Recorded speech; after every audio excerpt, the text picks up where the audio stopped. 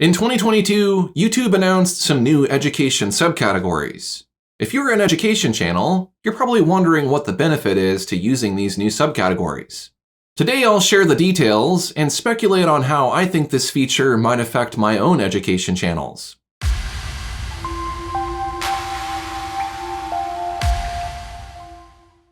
The new education subcategories can better classify educational videos on YouTube.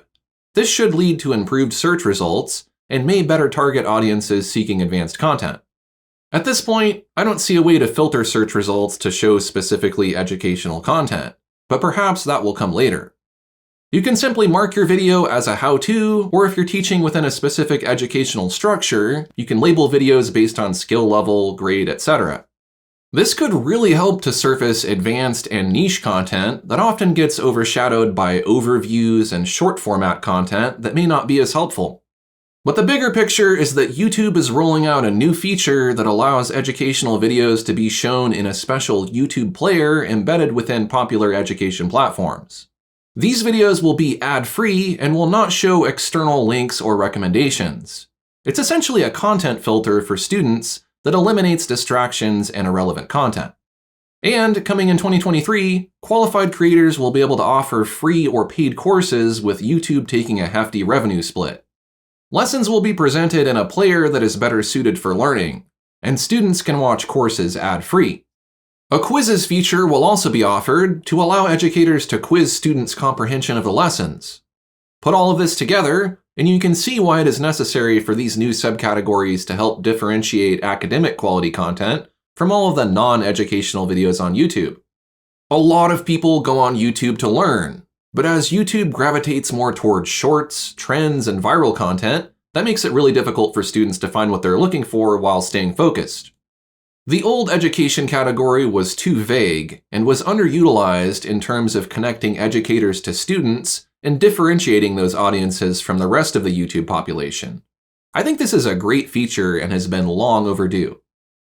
Assuming my content qualifies, I can imagine that what this will do for me is give me access to additional third-party platforms and educational institutions where I can reach more students. That audience will likely be more interested in long-format content, and although it may not result in viral views, I bet it will earn a lot of watch time. The most important consideration for me is that views from the education player will be ad-free and without external links, so I will not be able to promote my paid courses unless those courses are hosted by YouTube.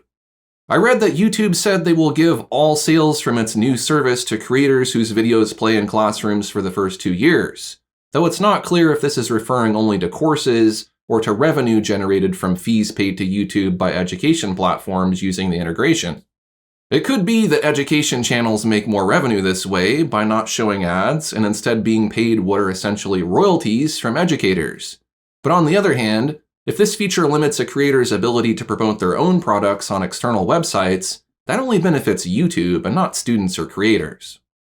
If you're like me and you plan to evaluate what YouTube is offering while trying to avoid compromising selling your own products outside of YouTube, I would be sure to always use audible and visual call to actions in your videos so that students have the opportunity to learn more about what you offer.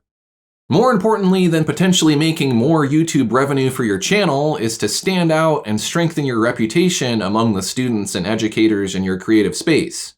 By offering quality educational content without distractions, you will stand out. Speaking from experience, if your content is valuable enough, it gives you credibility among educators who will pass your lessons on to students as part of their curriculum. This may lead students to check out your other paid content directly on your website.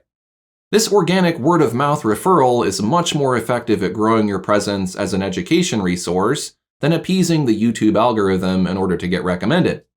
Personally, I'm excited about what this means for my channels. I've always felt like it has been difficult to stand out on YouTube unless you're teaching something very basic or showing off to entertain people. I hope that students who are serious about learning advanced subjects will be able to discover my content more easily, so I can focus more on creating niche content without having to play the games that the entertainment side of YouTube requires. Also important to educators is that this is a counter to the shorts that seem to be taking over and whittling down people's attention span to a stump. But really at this point, the full set of features has not been released, so perhaps I am envisioning more than what will actually come from this change. So if you are an education channel or you produce some educational content, should you modify the categories on your videos? I would say that if you have a well-established educational channel with a substantial library of structured content that would appeal to educators, it's worth trying out, especially if there isn't a category that really fits your channel. For example, on my art channel, I had been using the old education category when I started out, but eventually I changed to how-to and style to see what would happen. There are so many other measurable actions I've taken since then that I can say for certain grew my channel. But can I say that simply changing my category is what made me successful on YouTube? No. One reason not to change your category is if the current one more accurately describes your content. For example, if you're teaching people how to fix cars, maybe autos and cars is the better choice. Even if your channel is mostly education focused, you can designate select videos as belonging to a different category. For example, many of my videos could be considered entertainment or technology. Still, in most cases, education fits more appropriately, and there wouldn't be any advantage to trying to compete in those spaces if the focus of my channel isn't specifically entertainment or tech. Just because changing your category probably won't have a major impact on the visibility of your content, that doesn't mean it's not worth doing. Your channel should be as optimized as possible. It just means that you'll get more out of the education subcategories if you plan to take advantage of the other upcoming features for educational content.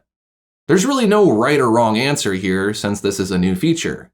You just have to be willing to experiment to see what happens. Although the bigger creators and channels that generate course revenue for YouTube are probably going to dominate these subcategories, if this feature is truly meant to elevate educational content, smaller niche channels should be able to thrive here as well. I updated all of my relevant videos on June 25th, 2022. As far as I can see in my analytics, there hasn't been any substantial increase in views, impressions, or watch time.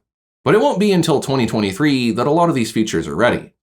I imagine it will take some additional time for the videos to be adopted by the platforms and integrated into curricula.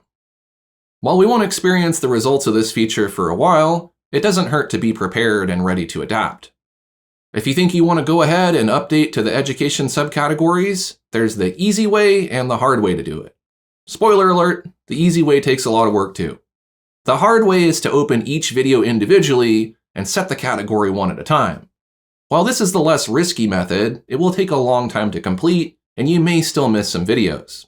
The easy way is to use YouTube's bulk editing feature to update batches of videos at once. You can process up to 50 videos at a time this way. This is more risky because if you make a mistake, it will be applied to multiple videos. To make the process more efficient, I would consider which videos will have similar subcategories and edit all of those together. You can use search and filters to isolate specific videos to make them easier to batch process. For example, I can filter out all of my how-to videos and set those to the how-to subcategory. Using this method, it took me part of a workday to recategorize all three of my channels. It's worth mentioning that only videos that are public, scheduled, or members only will be searchable. It doesn't really make sense to categorize unlisted videos unless they may become public someday. After you change your existing video categories, be sure to update your channel upload defaults as well. There you have it, the new education subcategories and how you may be able to take advantage of them in the future. To learn more about the upcoming education features when they are released, be sure to subscribe to this channel for more content creator tutorials. Thanks for watching and stay creative.